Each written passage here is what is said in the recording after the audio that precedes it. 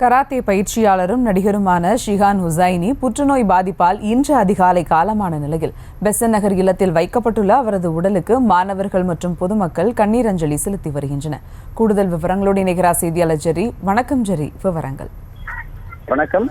இரத்த புற்றுநோய் காரணமாக மருத்துவமனையில் அனுமதிக்கப்பட்டிருந்த ஷிஹான் ஹுசைன் இன்று அதிகாலை 1:40 மணியளவில் மரணமடைந்தார். பிரபல கராத்தே மாஸ்டரான ஷிஹான் ஹுசைனுக்கு பாலச்சந்தர் புன்னகை மன்னன் படத்துல நடிகராக அறிமுகமானார். தொடர்ந்து பல்வேறு படங்கள்ல நடித்து பிரபலமானவர். நடிகர் விஜயின் பத்ரி படம் மூலம் பலரின் கவனம் ஈர்த்திருந்தார்.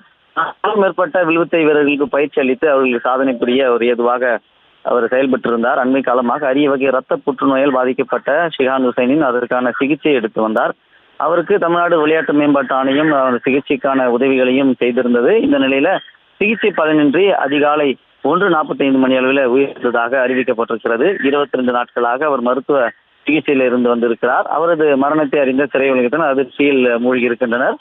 அவரிடம் கராத்தே வில்வித்தை பயின்ற மாணவர்கள் அதிகாலையிலிருந்தே அவருடைய பெற்றோருடன் அவருடைய உடலுக்கு நேரில் அஞ்சலி செலுத்தி வருகின்றனர்.